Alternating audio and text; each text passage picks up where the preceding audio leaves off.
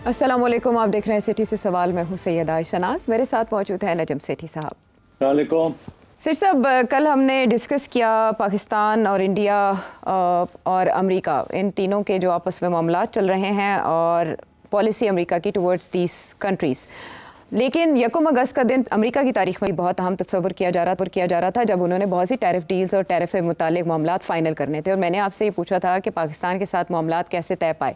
तफसीलात तब तक सामने नहीं आई थी कि टैरिफ कितने % पाकिस्तान पर लागू हुआ है, लेकिन अच्छी खबर यह है जो फाइनेंस मिनिस्ट्री ने हमें बताया है कि कामयाबी के साथ जो मुज़ाकरात थे वो मुकम्मल हुए और उसके बाद साउथ एशिया में पाकिस्तान सेकेंड लोएस्ट है अफ़गानिस्तान के बाद, जिस पर सबसे कम टैरिफ लागू किया गया है दीगर ममालिक की निस्बत। और अगर इंडिया को देखें हम अपने हमसाया पड़ोसी को, तो उस पर 25% टैरिफ लगाया गया, लेकिन पाकिस्तान पर जो पहले प्रपोज था 29% से 19% पे आ गए, यानी 10% कम।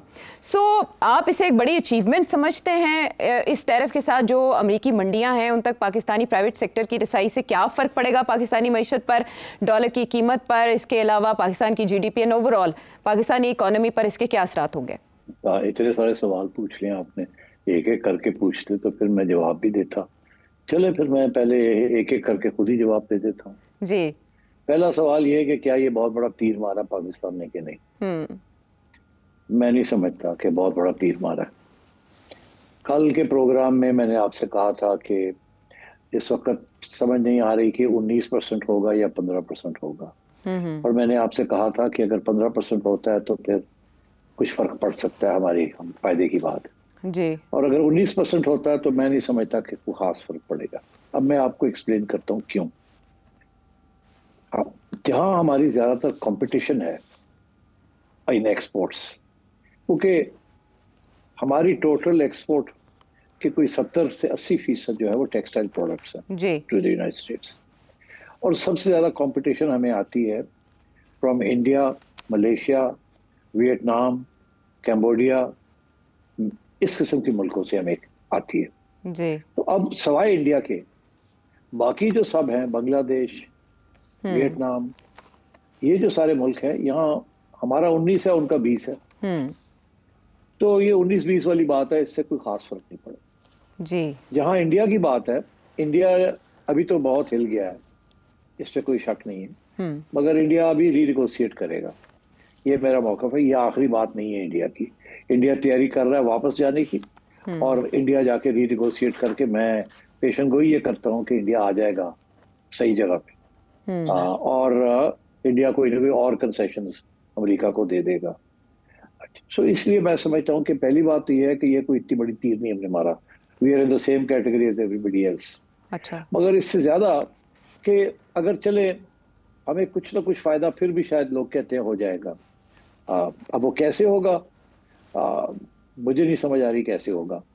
अगर तो चाइना के ऊपर और इंडिया के ऊपर इस वक्त जो पाबंदियां लगाई गई हैं ये रह गई, तो फिर तो थोड़ा बहुत फायदा हो सकता है हमें। मगर फिर ये सवाल आएगा कि क्या हम उस फायदे का, वो जो फायदा है वो क्या होगा और उसका कैसे एडवांटेज लिया जाएगा। अभी सूरत हाल ये है कि हमारे जो कॉस्ट ऑफ प्रोडक्शन है वो बहुत हाई है compare to some of these other countries. मैं आपको एक छोटी सी कुछ फिगर्स सुनाता हूँ जी। ये मैंने नोट किए हुए। इस वक्त हमारे यहाँ बिजली जो है वो कोई 13 से 15 cents per kilowatt hour industry को मिलती है। इंडिया में 6 से 9 cents per kilowatt hour, Bangladesh में 9 पर किलोवाट आवर, वियतनाम में 8 और चाइना में 4 से 9। Significantly less energy cost. इसी तरीके के साथ गैस के जो टैरिफ्स हैं हमारे यहाँ 15.5 सेंट्स के करीब है MMBTU। इंडिया में 7 सेंट से कम है, बांग्लादेश में 9 सेंट से कम है, वियतनाम में 7 से 9 सेंट, चाइना में 3 सेंट। अच्छा, अब मतलब है कि यहाँ भी आप मारे जाते हैं। अच्छा। फिर आपके यहाँ इंटरेस्ट रेट्स जिसके ऊपर कारोबारी लोग और बिजनेसेस जो हैं वो बैंक से कर्जे लेती हैं अपने कारोबार चलाने के लिए, आपके यहाँ 11% रेट ऑफ इंटरेस्ट है, इंडिया में 5.5% है, बांग्लादेश में है 10%। मगर वियतनाम में 4.5 है और चाइना में 3%। जी। तो आपके मेजर कंपेटिटर्स को सरमाया जो है वो भी सस्ता मिलता है। ठीक। तो इसलिए मैं ये समझता हूँ कि बांग्लादेश में 20%, वियतनाम में 20%, चाइना में ज़्यादा है, इंडिया में ज़्यादा है। तो आपके जो अनलेस इंडिया और चाइना के अगर ये कम हो गए तो फिर आपको कोई खास फायदा नहीं मिलेगा। अगर ये कम ना हुए तो फिर आपको फायदा मिल सकता है, क्योंकि बहुत से लोग जो हैं वो शिफ्ट करेंगे production sources from China and India to Pakistan and perhaps also to Bangladesh and other places. ठीक। तो इसलिए अभी मेरा ख्याल है इतनी जल्दी छलांगे मारने की जरूरत नहीं है खुशी के साथ। अभी आप देखते चले आगे क्या होता है। अभी ये चाइना और इंडिया के साथ रीनेगोशिएशन होनी है, मेजर रीनेगोशिएशन होनी है, और उसके बाद हम इसके ऊपर कोई फैसला कर सकेंगे। ठीक है। अच्छा, ठीक है, आप कह रहे हैं बहुत बड़ा तीर नहीं मारा, और ज़ाहिर है आपने उसकी वजह भी बता दी। बहुत से फैक्टर्स हैं जो इसमें भी कार फरमा होंगे, और टैरिफ्स को लॉक नहीं किया जा सकता क्योंकि नेगोशिएशंस चलती रहेंगी। इंडिया ने आगे जाना है और बात करनी है अभी। लेकिन सेठ साहब, ये कहा जा रहा है कि पाकिस्तान सिर्फ पॉसिबली एक इकलौता मुल्क है जिसको साथ ही इन्वेस्टमेंट्स भी ऑफर की गई हैं। ये किस हद तक ठीक है? ये इन्वेस्टमेंट्स वही है जो MOU साइन है। ये बात होती है इन्वेस्टमेंट्स। अच्छा, एक इन्वेस्टमेंट ये है कि जी वो आके ऑयल ड्रिलिंग करेंगे जी। ऑयल ड्रिलिंग तो 1950 से हो रही है यहाँ। कितनी अमेरिकन कंपनीज आके ऑयल ड्रिलिंग करती रही हैं। कितनी को कॉन्ट्रैक्ट्स मिले हुए हैं, कोई बलूचिस्तान में मिले हुए हैं, कभी इधर मिले हुए हैं, कोस्ट ऑफ कराची के कोस्ट पे मिले हुए हैं। तेल नहीं मिला इनको। हमेशा हमें इमरान खान साहब ने भी हरे बाग दिखाए थे, बड़ा तेल मिल गया, कुछ नहीं मिला। तो ये जो है जी, हम आएंगे इन्वेस्टमेंट करेंगे, देखी जाएगी जब होगा। ये बहुत दफा हमने सुना है, और ये आपने देखा है जब भी कोई आता जाता है तो MOUs हो जाती है। एक दिन लगा नहीं investment I and so on. तो अब ये जाते हैं सेंट्रल एशिया जाए, MOU साइन हुए, कुछ नहीं। ये सब बातें होती है, नेक ख्वाहिशात होती हैं। इसका ये मतलब नहीं, जब तक आपके हालात यहाँ बेहतर नहीं होंगे, जब तक पाकिस्तानी लोग खुद नहीं इन्वेस्ट करेंगे पाकिस्तान के अंदर, तो बाहर वाले लोग आके क्या करेंगे? हाँ, वो करेंगे उन इंडस्ट्रीज में जहां आप नहीं जाते, या आप जाना नहीं चाहते, या आपके पास उतने पैसे नहीं है, which is extractive industries. Oil हो गया, माइनिंग हो गया। अच्छा, ऑयल का तो अभी बहुत ही लॉन्ग टर्म प्रोस्पेक्ट, मगर माइनिंग के ऊपर अभी ये बातें शुरू हो गई हैं जी के रेकोडिक को भी एक्टिवेट करना है। 5 साल लग जाएंगे रेकोडिक को एक्टिव करते हुए। इसी तरीके के साथ अब जो बातें हो रही है, शोर पड़ा हुआ है जी KP के अंदर, पी के अंदर मिनरल्स की डेवलपमेंट होती है, वो भी 5 साल लग जाएंगे। अगर आज कोई आके और कोई $10 बिलियन की इन्वेस्टमेंट करे तो फिर जाके आगे बात बढ़ेगी। तो अभी तो कानून भी नहीं तस्लीम हुए, तो आगे जाके क्या होगा? तो मेरा ख्याल है कि इन चीजों की तरफ कोई खास तवज्जो नहीं देनी चाहिए कि हमें इन्वेस्टमेंट ऑफर किया है। दिस इज ऑल, इसके ना गुड़ियां उड़ा रहे हैं लोग। अच्छा, ऐसे में खबर ऐसी भी आती है कि पाकिस्तान अक्टूबर में 1 मिलियन बैरल तेल, क्रूड ऑयल अमेरिका से इंपोर्ट कर सकता है। ये किस नौइयत की खबर है और ये बात कब हुई? ये देखे ना, ये अमेरिका ले गया ना, नंबर ले गया ना अमेरिका की यही कोशिश है कि आप इधर उधर से तेल ना खरीदें। उनके पास एक्सेस तेल है, उनके पास शेल गैस भी है। वो चाह रहे हैं कि आपको डाइवर्सिफाई करें। उन्हें ये फिक्र था कि अगर इंडिया जो है ये भी रूस से खरीद रहा है और ईरान से खरीद रहा है, कल को आप भी उठ के शोर डाल देंगे कि हमें भी रूस से और ईरान से खरीदने की इजाज़त मिलनी चाहिए, एटसेट्रा एटसेट्रा। तो मेरा ख्याल है उन्होंने कहा कि आप हमसे खरीदें, विच इज़ फाइन। अगर हमें वो उतनी सी रेट में मिल जाता है जिस रेट से हमें UAE से मिलता है, या सऊदी अरेबिया से मिलता है, या वेनेजुएला से मिलता है, तो कोई हर्ज नहीं है। अमेरिका का एक्सपोर्ट बढ़ जाएगी, आपको फर्क नहीं पड़ेगा। तो उसके साथ ट्रेड बैलेंस अमेरिका का बेहतर हो जाएगा, वो खुश हो जाएंगे। So that's fine. तो ये तो अमेरिका के लिए सहूलत है, ये आपके लिए तो खास नहीं है। यहाँ तो होता है ना कि आपको जो करंट रेट है उससे ज्यादा सस्ता मिलता है, ऐसे तो नहीं होगा। ठीक। अच्छा, ये इस बारे में हुकाम तो ये कह रहे हैं कि जो रिफाइनिंग मार्जिन है वो ऑन पार है इस इंपोर्ट के साथ ही। वो जो जिस खदशे की तरफ आप इशारा कर रहे हैं वो तो उसको कह रहे हैं कि उसमें ऑन पार रहेगा वो मामला।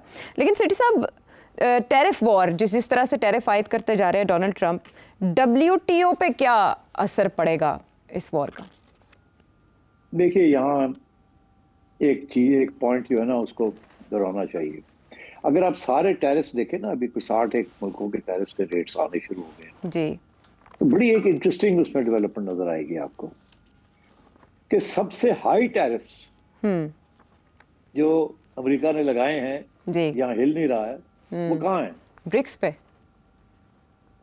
ब्रिक्स कंट्रीज, ब्रिक्स में जी। वेल डन जी। ब्रिक्स, मैं हर प्रोग्राम में ब्रिक्स की बात करता हूँ जी।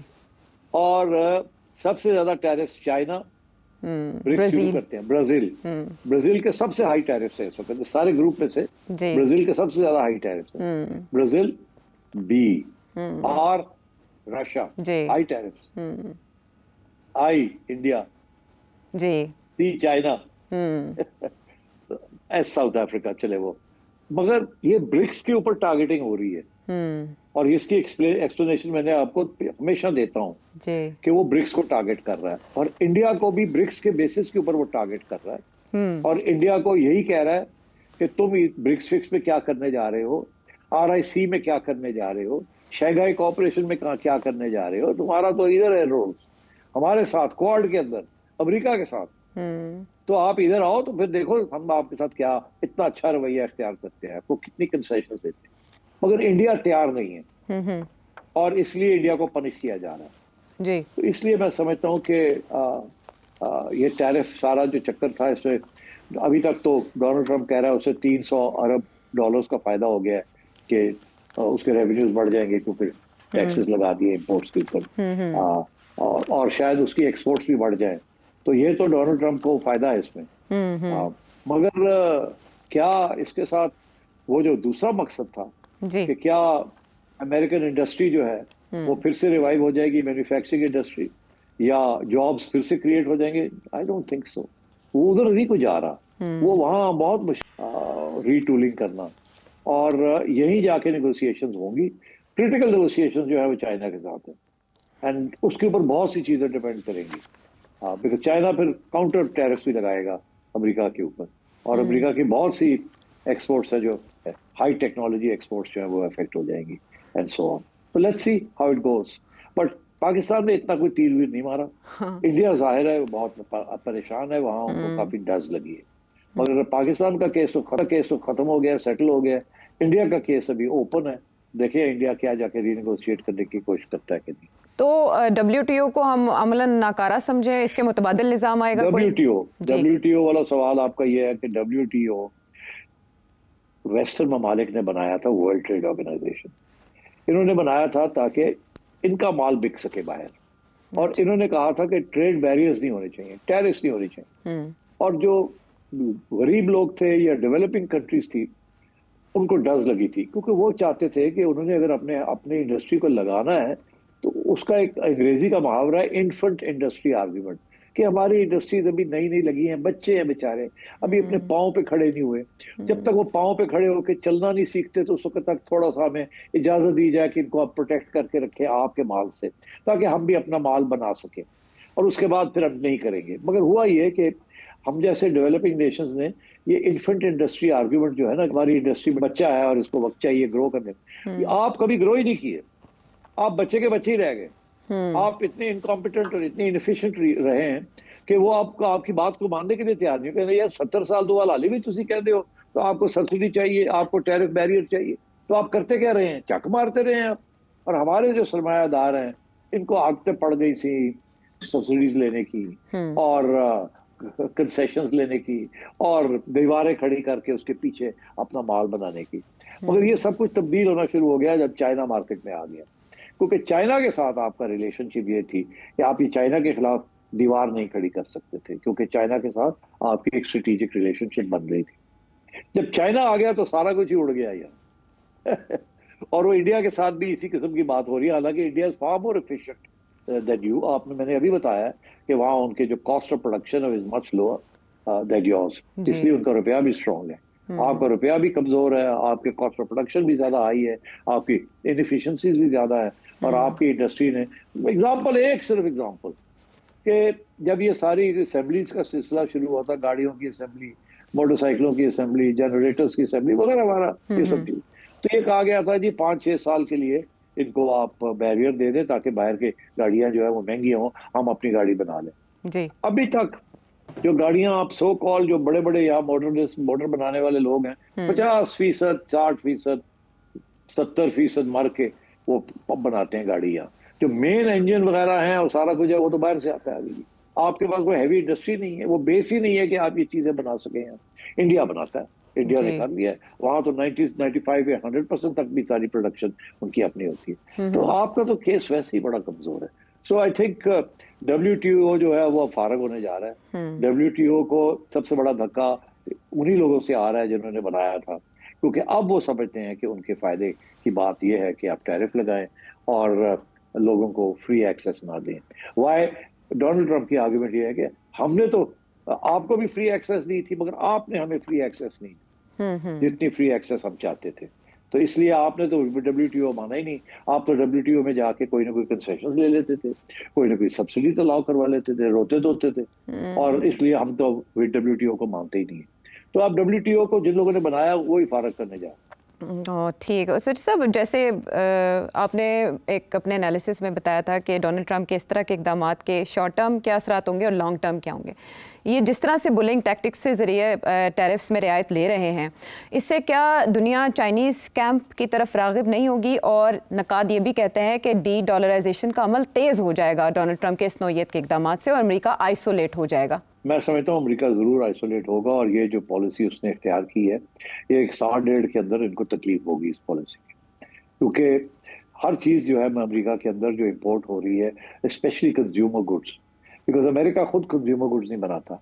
किसी किस्म की mass market consumer goods America नहीं बनाता, या वो चाइना बनाता है, या वियतनाम बनाता है, या मलेशिया बनाता है, या इंडिया बनाता है, और कुछ शायद थोड़ी बहुत हम भी बना लेते हैं, मैक्सिको बनाता है, कनाडा बनाता है, मगर अमेरिका जो है वो बहुत हाई लेवल की चीज़ें बनाता है जो को एक्सपोर्ट। तो ये जो सारी चीज़ें हैं जिसकी वजह से महंगाई अमेरिका में बड़ी कम है, 3-4% है अमेरिका की महंगाई, तो वो अब जाहिर है हर चीज़ जो है महंगी हो जाएगी, बिकॉज जो टैरिफ लगाएंगे, आप टैक्स लगा देंगे जो चीज़ इंपोर्ट हो रही है। अमेरिका की सारी कंज्यूमर इंडस्ट्री जो है वो इम्पोर्टेड है। आप जाए कहीं दुकान में चले जाए, हर चीज़ चाइना से आई हुई है, या इंडिया से आई हुई है, या मैक्सिको से आई हुई है, या कनाडा से आई हुई है, या वियतनाम से आई हुई है, मलेशिया से आई हुई है, एंड सो ऑन। तो दिस इज द सिचुएशन। अलबत्ता तो मैं समझता हूँ वहाँ इन्फ्लेशन बढ़ जाएगी, और रियल परचेजिंग पावर जो है, अगर एक बंदा है, मजदूर है, या एक मिडिल क्लास बंदा है, उसको साल के $50,000 वो कमाता है, तो उससे जो कुछ वो खरीदता है वो सब कुछ 10% से 20% महंगा हो जाएगा। और अगर ऐसी सूरत हाल है तो फिर जाहिर है उसको तो तकलीफ होगी। और डोनाल्ड ट्रंप का ये कहना है कि उसने टैक्सेस कम कर देने, उसका ये कहना है कि हम जो यहाँ से आपसे टैक्स लेंगे और जो आप इम्पोर्ट करेंगे, वो हम टैक्स आपकी सैलरी जो है ना उसके अंदर टैक्स जो पहले था उससे कम कर देंगे, तो आपको फर्क नहीं पड़ेगा। मगर बात यह है कि वो जो टैक्स कम करेंगे, वो जो लो पेड है उनका टैक्स उतना नहीं कम होगा, वो जो ज्यादा अमीर है उनका टैक्स कम हो जाएगा। तो इसलिए आम आवाम जो है वहाँ उसको फिर भी महंगाई का फेस करना पड़ेगा।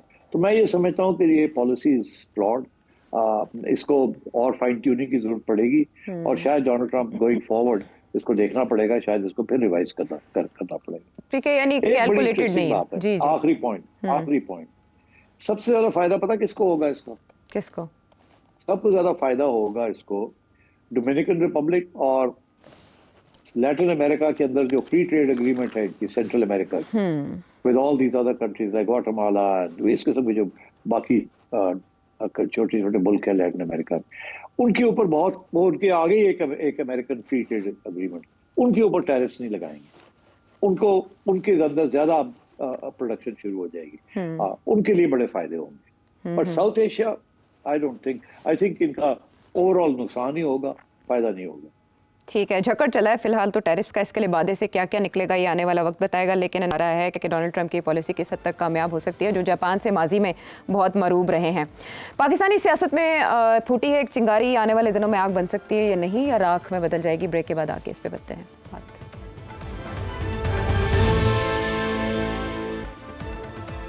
Welcome back to the show. Pakistan में जो सियासत का गुलशन है उसका कारोबार तो चल रहा था खुश असलूबी के साथ, एक मशकूक किस्म की हलचल हमेशा से चलती आई है, जिसकी वजह से कुछ इशारे शुरू में देखना बहुत ज़रूरी होते हैं। सेठ साहब, आज एक APC थी जिसमें पाकिस्तान तहरीक इंसाफ थी, इसके अलावा हमने मुस्तफ़ा नवाज़ खोखर साहब और उनकी पार्टी को भी देखा। उस APC का जो भी एलामिया है उसके मुंदरजात की तरफ तो मैं बाद में आऊँगी, लेकिन मुझे आपसे ये जानना है कि 2 दिन ये APC चली तो ब्लैकआउट था, हमने उसकी कोई खबर नहीं सुनी, क्या बातचीत हो रही है, क्या वो तनकीद रोज़मर्रा की जो पाकिस्तान तहरीक इंसाफ की जानिब से की जाती है या अपोजिशन लीडर्स की जानिब से की जाती है, वो बयानात चलते रहते हैं, अखबारात में भी वो हिस्सा बनते हैं खबर का। लेकिन एकदम ये प्रेस कॉन्फ्रेंस आती है और ये बिला रोक टोक नशर होती है, कुछ दुखती रगे हैं सिस्टम की, वो भी चलता है सब कुछ ऐसे ही, और एकदम फिर उसके बाद अता तारड़ साहब आते हैं, लेकिन उस वक्त तक काफ़ी देर हो चुकी होती है। हमें आपसे ये जानना है कि इससे पहले जो कुछ भी नशर नहीं होता था, अचानक प्रेस कॉन्फ्रेंस का इस तरह से नशर किया जाना, कुछ पक रहा है कहीं? क्योंकि हलचल हम सुन रहे हैं कहीं। पता नहीं क्या सुन रहे हैं आप, ये सारा वक्त आप लोग सुनते ही रहते हैं कुछ ना कुछ। अच्छा, अब बात ये है कि क्या सुन रहे हैं आप? कोई साजिश, कोई नई साजिश? जी। अच्छा, वो इसलिए मैं समझता हूँ कि कोई नई साजिश नहीं है, सब ड्रामा है। बात यह है कि अगर आप देखें, मसला इसलिए खड़ा हुआ है कि पहले इनको इजाजत नहीं दी कि एक होटल के अंदर ये मिलके कोई कर लें ये छोटी मोटी कार्रवाई अपनी। फिर ये खोखर साहब के घर चले गए, वहां बैठ के किया, मगर वहां फिर मीडिया के लोग को भी दावत दी हुई थी। अच्छा, ये बड़ी इंटरेस्टिंग डेवलपमेंट है कि मीडिया वालों को शिरकत करने की इजाजत, कि आप भी आए बैठे, जैसे कि वो भी एक ऑपोजिशन का हिस्सा है। चले, मेरा ख्याल है दैट्स इंटरेस्टिंग डेवलपमेंट। मगर इससे ज्यादा इंटरेस्टिंग ये थी कि खोखर साहब को कहा कि आप फाइनल प्रेस कॉन्फ्रेंस करें, और भी इंटरेस्टिंग जो इसकी तरफ आपने इशारा किया कि पहले तो इनको रोकने की कोशिश की, और फिर जब ये इन्होंने कहीं और कर ली और फिर लंबी चौड़ी प्रेस कॉन्फ्रेंस की तो मीडिया को रोका नहीं, कह मीडिया शुरू हो गया, और मीडिया ने ब्रेकिंग न्यूज भी देनी शुरू कर दी और हेडलाइन भी लगानी शुरू कर दी, और फिर पूरी कॉन्फ्रेंस भी, उसकी पूरी बात भी सुना दी, और फिर एकदम सब बंद हो गया। इसलिए अब आप सोच रहे हैं कि कोई साजिश है, कोई कंस्पिरेसी है, ये किसने किया, किसने इजाजत दी। तो मैं समझता हूँ, देखिए अगर आप इसको एग्जामिन करें ना, इसमें क्या है जी। एक तो ये है कि इसमें भाई लोगों के खिलाफ भी बातें हैं और गवर्नमेंट के खिलाफ भी बातें, सीधी सी बात है जी। अपने खिलाफ तो कोई नहीं कहता ना कि करो, मगर हुआ ये कि जब इन्होंने रोका ना इनको, तो उस वक्त मेरा ख्याल है किसी ने बाद में इनको कहा होगा, यार क्या पॉइंट था रोकने का, इन लोगों की हैसियत क्या है, ये क्या कर सकते हैं सिवाय प्रेस कॉन्फ्रेंस देने के। इस किस्म की बयानबाजी अंदर डिस्कशन में हुई है। अच्छा। तो उस वक्त तो एक नी जर्क रिएक्शन था कि नहीं नहीं नहीं करने देना, नहीं करने देना, और ये देखे ना ये तैयारी कर रहे हैं 5 तारीख की, और ये कर रहे हैं वो कर रहे हैं। तो एक रिएक्शन था एडमिनिस्ट्रेटिव, मेरा ख्याल है उससे ज्यादातर सियासी तौर पे सोचा नहीं गया, वो एडमिनिस्ट्रेटिव रिएक्शन के साथ ही लगेंगे। मगर बाद में ये सोचा कि यार क्या फर्क पड़ता है, करने दो, तो चलो मीडिया थोड़ा बहुत कर रहा है तो करने दो। तो मीडिया ने फिर करना शुरू कर दिया। अब जब वो ज्यादा ही हो गया और उसमें SIFC भी आ गया, NFC भी आ गया, ये भी आ गया, मिनरल्स भी आ गया, वो इश्यूज जो कि जिसमें आपको पता है एस्टैब्लिशमेंट इन्वॉल्व है, और फिर मेरा ख्याल है सोचो वो है क्यों है, फिर अता को कहा आ जाओ यार, आ जाओ, रोको इन्होंने, बंद करो। तो मेरा ख्याल है दिस इज व्हाट्स हैपेंड, इसमें कोई साजिश नहीं थी। ये दिस डज नॉट इंडिकेट कि एस्टैब्लिशमेंट चाह रही है कि गवर्नमेंट को अंडरमाइन करे, या गवर्नमेंट चाह रही है कि एस्टैब्लिशमेंट से थोड़ा सा पावर और ले ले, या इनको उकसा रही है, ऐसी कोई बात नहीं है। अच्छा। और बाकी सारी स्पेकुलेशन जो है इज मीनिंगलेस। अच्छा, स्पेकुलेशन एक और ये भी है कि ऐसे में जो अदमुई पाकिस्तान तहरीक-ए-इंसाफ है, जब मखसूस नशस्तों का फैसला आ गया था तो उसके बाद PTI के कुछ हल्के PTI को ये मशवरा दे रहे थे कि आप अब सर्वाइवल मोड में आ जाएं, और वो जो आपके माजी के मुतालबात हैं जिसमें इलेक्शन को तस्लीम ना करना शामिल है, उससे भी दस्तबरदार हो जाएं। लेकिन आज 2024 का इलेक्शन भी उन्होंने मुस्तरद कर दिया। मुस्तफ़ा नवाज़ खोखर ने बहुत आगे बढ़ के बैटिंग की है पाकिस्तान तहरीक-ए-इंसाफ के मुतालबात पर। तो वो जो स्पेकुलेशन है वो ये कह रही है कि कहीं पाकिस्तान तहरीक-ए-इंसाफ का सजा सजाया मेला एहतजाजी तहरीक 5 अगस्त की, वो APP या मुतबादिल क़यादत तो हाईजैक नहीं करने जा रही? नहीं, हाईजैक क्या करना है, बेचारे वो है ही कुछ नहीं उनके पास जो हाईजैक किया जाए। Sorry to say that. और खोखर साहब हमारे दोस्त हैं, बड़े पढ़े लिखे आदमी हैं, बड़े अच्छे आदमी हैं, उनको बैठा दिया वहाँ, शायद खाकान भी बैठे हुए थे और भी बैठे हुए थे सीनियर लोग, उनसे नहीं ये प्रेस कॉन्फ्रेंस करवाई तो इनसे करवाई है। तो मेरा ख्याल है वो जो सख्त बातें हैं जो कि आपको पता है किस गवर्नमेंट के खिलाफ तो नहीं, एस्टैब्लिशमेंट के खिलाफ जो सख्त बातें हैं वो फिर खोखर साहब से करवा दी उन्होंने, क्योंकि बाकी लोग जो है वो शायद ज्यादा कॉम्प्रोमाइज्ड हैं। इससे ज्यादा मैं क्या कह सकता हूँ। And I think that's the long and short of it.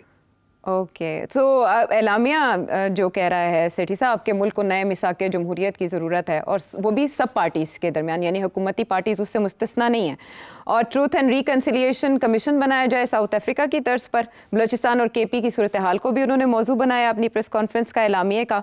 लापता अफराद के हवाले से बात की, और जो ग्रीन इनिशिएटिव है मुआहदा उसको भी ख़त्म किया जाए, और मादनियात के हवाले से भी अगर कोई बातचीत या कानून साजी हुई है उसको भी तस्लीम नहीं करते, उसको भी मुकम्मल तौर पर ख़त्म किया जाए। और इसमें जो बहुत अहम बात है वो है कि NFC अवार्ड को तब्दील करने की तैयारी की जा रही है। 18वीं तरमीम पे भी ज़रब लगाने की तैयारी की जा रही है, उसको तस्लीम नहीं किया जाएगा। ये बातें अब क्यों तवातर से हो रही हैं? कुछ दिन पहले एहसन इकबाल साहब ने भी NFC अवार्ड की तरफ इशारा किया था कि उसकी बेस चेंज होनी चाहिए क्योंकि सेंटर को सफ़र करना पड़ा है। सो इससे जमहूरियत को क्या खतरा होगा? जमहूरियत है कहाँ, तो खतरा कहाँ से होगा? छोड़ो यार जमहूरियत को खतरा, जमहूरियत फारग हो चुकी है, जमहूरियत खतरा। अच्छा आइए आगे आइए। आपके बात ये है कि ये बहुत सी बातें जो है ना सारी, ये हर एक ने पहले एक दफा नहीं, हमने 100 दफा सुनी है जी। एक प्लेटफॉर्म से या किसी और प्लेटफॉर्म से, एक मर्द से या दूसरे खातून से, ये सारी बातें हमने सुनी हुई है। ये एहतजाज, ये मुस्तरद करना, ये करना, वो करना, ऑल देयर, कोई नई बात नहीं है इसमें। अच्छा, कोई नई बात नहीं। अच्छा। मगर जो आपने इशारा जो किया ना, जो चीज जिसकी तरफ अब आगे बढ़ रही है हुकूमत, जो स्पेकुलेशन नहीं है और जो आगे बढ़ रही है, बिकॉज अब एहसन इकबाल साहब ने खुलेआम गवर्नमेंट पॉइंट ऑफ व्यू से बात कर दी है। पहले तो मिफ्ता इस्माइल करते थे और लोग करते थे कि NFC अवार्ड जो है उसको तब्दील करना चाहिए, अब वो चल नहीं सकता, अब नए नए डिमांड्स आ गए हैं रिसोर्सेज के ऊपर, और ये है वो है, और जो पैसे हम प्रोग्रेस थे वो तो उसको सही इस्तेमाल नहीं कर रहे, और उन्होंने आगे देने से लोकल गवर्नमेंट को ये वो भी नहीं कर रहे। तो NFC अवार्ड की जो रूह थी वो तो वैसे ही प्रोविंसेस ने खराब कर दी, और फिर अब नए डिफेंस रिक्वायरमेंट्स आ गए हैं, जाहिर है ऑब्जेक्टिव चीजें हैं, तो इसलिए NFC अवार्ड वैसे भी 15 साल हो गए हैं, एंड इसको अब रिव्यू करने की जरूरत पड़ गई है, एंड सो ऑन। तो और बहुत से डेमोग्राफिक ट्रेंड्स और बाकी और भी डेवलपमेंट और नॉन डेवलपमेंट फैक्टर्स जो हैं वो अब ज्यादा अहमियत हो गई, उनकी जो पहले शायद इतनी नहीं थी। एंड सो अब एहसन इकबाल साहब ने ये बात कर दी है फ्रॉम दैट ऑफिशियल प्लेटफॉर्म, तो अब इसके ऊपर हम बात कर सकते हैं। उससे पहले तो ये कहते थे कि जी हम ये करने जा रहे हैं, ये होना, कोई ऑपोजिशन कहती थी हमारा ख्याल है ये करेंगे। अब एहसन इकबाल साहब ने खुलेआम ये बात कह दी है कि होना चाहिए, और ही इज अ स्पोक्समैन, तो इसलिए I think it merits discussion कि ये बिल्कुल, मैंने इशारा किया था, मेरी उस वक्त चिड़िया की ये खबर थी कि ये डेफिनेटली करना चाहेंगे, और जो 27th अमेंडमेंट है उसके अंदर बहुत सी दिलचस्प चीजें आएंगी। इस वक्त जो हाइब्रिड रेजीम है, जो इनफॉर्मल रेजीम है, उसको फॉर्मलाइज किया जाएगा, कॉन्स्टिट्यूशनल कवर दे दी जाएगी, and so on and so fourth. इसी तरीके के साथ NFC जो है उसके भी तब्दीलियां आएंगी, एंड सो ऑन, और भी चीजें होंगी। तो आई थिंक अगर कोई स्पेशल सेशन आप लगाएं तो we can look at the NFC award in some detail, because Ahsan Iqbal साहब ने काफी सारे नुक्ते उठाए जी। मैं उनमें से बहुत से नुक्ते जो हैं उनमें वजन है, और कुछ नुक्ते हैं जो कि शायद वैसे प्रेशर डालने के लिए लगाए गए हैं। अच्छा। मगर कुछ ऐसे हैं जिसमें वजन है, और इनको देखना चाहिए, बिकॉज हालात बदल गए हैं। हाँ। अब सिर्फ सारी जिम्मेदारी पाकिस्तान को चलाने की फेडरल गवर्नमेंट की नहीं है। अगर प्रोविंसेस कहती हैं कि हमारा हक है, हम तो सेमी ऑटोनोमस क्या, हम तो ऑलमोस्ट सॉवरन किस्म की प्रोविंसेस हैं, तो फिर और जिम्मेदारियां भी और लेनी पड़ेंगी ना, तो वो तो लेते नहीं है। सारी जिम्मेदारी जो है और खर्चे जो है, जो नेशनल खर्चे हैं, वो तो सारी फेडरेशन कर रही है, पैसे फेडरेशन के पास है नहीं। तो अब इसी किस्म की चीजें, और टैक्सेशन जो है वो भी देखनी पड़ेगी, कौन किसको टैक्स करता है और क्यों नहीं करता, और कलेक्ट करते हैं कि नहीं करते। तो आई थिंक ये, मैं इन principle I am in favour कि NFC अवार्ड को खोला जाए, इससे बैठ के फिर डिस्कशन की जाए, मतलब प्रॉब्लम क्या है, और ये इसके ऊपर डिटेल्ड में डिस्कशन हो सकती है पॉइंट वाइज, जो कि एहसन इकबाल साहब ने। ठीक है, और वो सेशन जो आप चाह रहे हैं वो हम एक ब्रेक के बाद लगाते हैं, क्योंकि आपने इशारा किया कि कुछ बातें इसमें प्रेशर हैं और कुछ बावजन बातें भी हैं, तो वो क्या है ब्रेक के बाद आके करते हैं बात।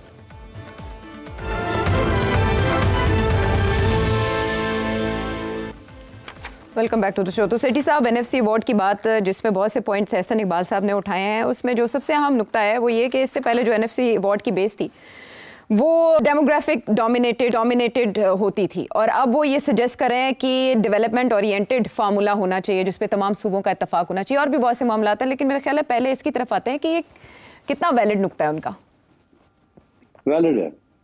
इसकी वजह यह है कि बहुत से ऐसे इलाके हैं जो अंडर डेवलप्ड रह गए हैं और प्रोमिसेस जो है उनको उनका ख्याल नहीं कर रहे, और वो जो गले पड़ती है फेडरल गवर्नमेंट के। अब बलूचिस्तान की अंडर डेवलपमेंट हो रही है, सिंध के अंदर कराची और सिंध का मसला है, लड़ाई झगड़े हो रहे हैं वहाँ, कराची की डेवलपमेंट नहीं हो रही। गवर्नमेंट जो है वो सिंध की गवर्नमेंट जो है बिकॉज उसको वोट नहीं मिलता कराची में, and so on, local government ही ये लोग करते हैं। तो मेरा ख्याल है this is a valid development कि सिर्फ पॉपुलेशन जो है दैट्स नॉट सिग्निफिकेंट, और भी सोशल इंडिकेटर्स हैं ऑफ डेवलपमेंट, ग्रोथ, इक्वालिटी, और तो ये सब कुछ इवन डेवलपमेंट होनी चाहिए। एक तो ये बहुत इंपॉर्टेंट है। So I think in principle I agree with this. और वो ये भी कह रहे हैं कि पाकिस्तान की जो एनुअल पॉपुलेशन ग्रोथ है वो भी एक बड़ा इंपॉर्टेंट फैक्टर है, क्योंकि ये एनुअल इकोनॉमिक ग्रोथ रेट के बिल्कुल पास है, करीब है, और ये अनसस्टेनेबल है। ये पाकिस्तान के बुनियादी इश्यूज हैं, स्पेशली पॉपुलेशन का मामला तो इससे पहले कभी छेड़ा ही नहीं गया।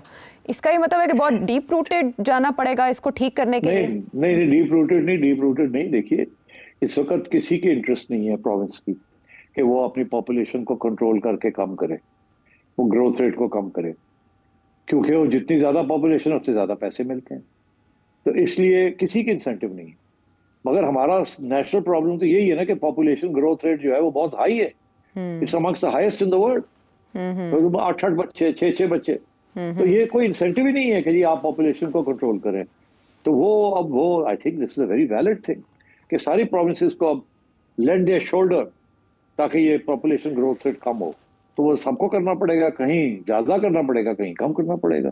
बलूचिस्तान में तो इतना इशू नहीं है, मगर और जगह पे है इशू ये, तो इसको कंट्रोल करना है। तो अपनी पॉपुलेशन रिड्यूस करें आप, ग्रोथ रेट जब आप रिड्यूस करेंगे तो आपका शेयर जो है वो गिरेगा, तो फिर आपके पैसे भी कम होंगे। इसलिए सारा रिलायंस और एक पॉपुलेशन के ऊपर इज नॉट राइट, बिकॉज आपके पास कोई इंसेंटिव ही नहीं है कि आप पॉपुलेशन को कंट्रोल करें, जो कि जरूरी है from a national point of view. और इस पे तो सूबों को कॉपरेशन चाहिए होगा इस ज़िम्न में भी कि वो चाह रहे हैं, नया क्राइटेरियन आए इसमें, वो है प्रोविंशियल रेवेन्यू परफॉर्मेंस, और वो higher tax to GDP rate भी चाहते हैं। बिल्कुल ठीक कह रहे हैं। देखिए, ये जो टैक्स स्ट्रक्चर है ना हमारा, ये सारा फेडरल गवर्नमेंट के हाथ में, सारा कुछ फेडरल गवर्नमेंट ले जाती है, और फिर ले जाती है और उसके बाद प्रोविंसेस को खुले पैसे मिल जाते हैं। प्रोविंसेस के पास कोई इंसेंटिव ही नहीं है कि वो लोकल टैक्सेस जो है या लोकल रेवेन्यू सोर्सेज जो है उनको टैप करें। प्रॉपर्टी टैक्सेस हैं और बहुत से टैक्सेस हैं जिसको सही तरीके से कलेक्ट ही नहीं किया जाता। वाई? क्योंकि प्रेशर ही कोई नहीं कलेक्ट करने का टैक्स, और वो फेडरल गवर्नमेंट से पैसे मिल जाते हैं, अल्लाह खैर सल्ला।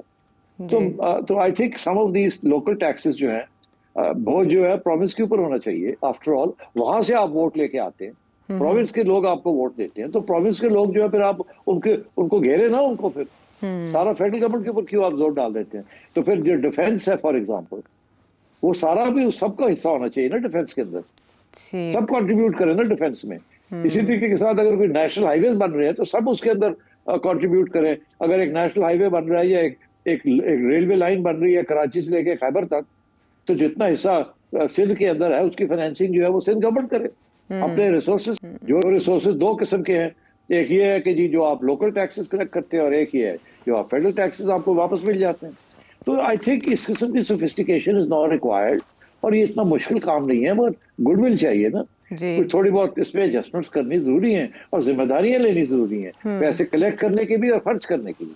ठीक है, और इसमें आइन ये कहता है कि सबका इत्तेफाक ज़रूरी है, और अगर कोई ना भी माने तो फिर भी सेंटर इस पर फैसले ले सकता है। तो आपको क्या लगता है कि ये काम एनएफसी का और इस पर सबके इत्तेफाक राय का आसानी से हो जाएगा? नहीं, आसानी से कुछ भी नहीं होता पाकिस्तान में। इतने वेस्टेड इंटरेस्ट बन चुके हैं कि लोग पहले अपना लोकल देखते हैं कि फिर जाके पाकिस्तान का सोचते हैं। पाकिस्तान का कोई नहीं सोचता, अपने लोकल इंटरेस्ट सोचते हैं, इसलिए प्रोविंसेस अपना सोचती हैं कि जी हमारा ये है, क्योंकि अपनी लोकल गवर्नमेंट्स अपने वहाँ बलोचों की गवर्नमेंट है, सिंधियों की गवर्नमेंट है, पठानों की गवर्नमेंट है, पंजाबियों की गवर्नमेंट, और तो it's been split up the whole thing. तो फेडरल गवर्नमेंट का तो कुछ सोचता ही नहीं है, और वो जो है सारा वक्त भाग दौड़ के कर्जे लेती रहती है, और वो कर्जे जो है ले लेके आपको पैसे देती है, और आप जो है वो पता नहीं क्या करते हैं उस पैसों के साथ। आप देख लेना, अगर इस वक्त मैं आपको बताऊं, अगर आपने कोई लोन लेना ना जी ब्रिटिश अंग्रेजों से, कोई डिफिट से वो लोन लेना है या किसी और से लोन लेना है, बताओ क्या कहते हैं? क्या? वो कहते हैं यार हम पंजाब में ये पैसे लोन दे देते हैं, हम सिंध में नहीं देंगे, हम केपी में नहीं देंगे। क्यों? क्योंकि हमें पता है वहां जाया हो जाएगा, वहां खर्च नहीं होगा, वहां लीक हो जाएगा।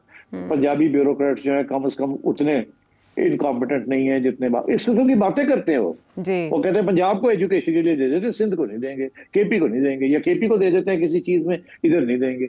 तो ये हमारा एक इस किस्म के मसले बने हुए हैं। तो आई थिंक जिम्मेदारी लेना बड़ा जरूरी है for your own province, and ये सारा जो बोझ है फेडरल गवर्नमेंट का, ये डिस्ट्रीब्यूट होना चाहिए। ठीक है, और इस बात की ज़रूरत पर एहसन इकबाल साहब भी जोर दे रहे हैं कि बहुत जल्द एनएफसी में बहुत सी तब्दीलियों की बुनियादी ज़रूरत है। आने वाले दिनों में भी इस इशू पर करते रहेंगे बात। आपके जहन में वो सवाल इस नंबर पर भेजें। अगले प्रोग्राम तक के लिए इजाज़त।